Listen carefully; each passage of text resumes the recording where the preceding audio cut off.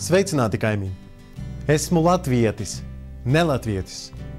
Mums ar tevi ir viena valsts.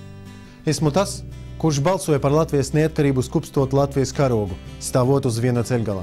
Dzīvoju Latvijā, domāju krieviski, runāju latviski un vēl 2 Eiropas valodās. Strādāju un maksāju nodokļus. Cienījamo kaimiņu, uzskatu, ka ir pienācis laiks, neskatoties uz visam to pūlim, kuriem tas nav izdevīgi, parunāt savā starpā patiešu. Jau 20 gadus tu skaties televizoru, lasi avizes un skaties cauri, bet neredzi mani, bet redzi to, ko tev par mani rāda. 20 gadus mums cenšas likt baidīties, neuzticēties un vēlams ienest viens otru. Jāatzīst, tas ir izdevies diezgan sekmīgi.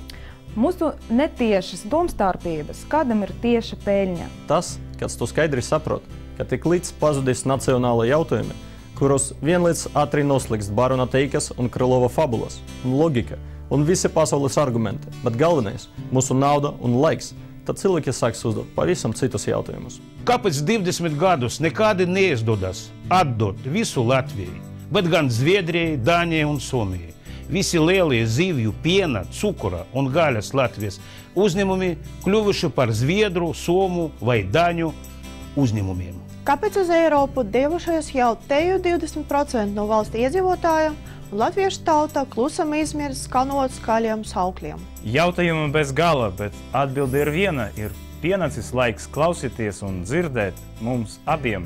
Es zinu tavu valodu un atzīstu to kā pirmo valodu Latvijā, un esmu gatava aizstāvēt tavas tiesības domāt, dzīvot un audzināt tajā savus bērnus, tāpat kā savas. Tāpēc, ka tas ir vienas visiem tiesības būt cilvēkam. Man apnīcis pārtīk no skaidri zināmu Eiropas cilvēka tiesību cieņas Latvijā izdedelētām drupāčām un uz manam neapspriežāmām tiesībām audzināt manus bērnus dzimtā valodā.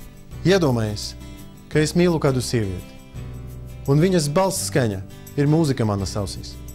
Man patīk skatīties uz viņu, kamēr viņa guļ. Un laižot caur pirkstiem viņas uz pilvina atrisušos matus, ieelpojot to smaržu, es jūtos savā vietā. Un vairāk par visu pasauli man patīk zināt, ka viņa mani arī mīl. Un mums ir bērni. Iztēlojies. Bet tagad iedomājies, ka viņa ir latviete. Esmu šeit mājās, kaimiņi. Es neesmu tava valsti. Esmu sava, mūsu. Nelatvietis. Neesmu ciemos. Neesmu svešā. Neesmu ienaidnieks.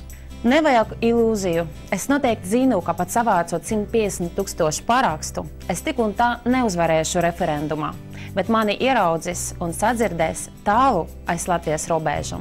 Es iešu balsot, tāpat kā tu toreiz gāji uz barikādēm. Atceries? Tāpēc, ka uzskatīju, ka tev tur vienkārši jābūt. Un viss. Es arī, starp citu, biju tur. Un tagad es nobalsošu par 2 valodām mūsu Latvijā, mūsu kopējām labumam. Uzvarēt nevienmēr ir tas galvenais. Dažreiz, lai paliktu par cilvēku, pietiekoši vienkārši nezaudēt. Ar cieņu, tavi kaimiņi!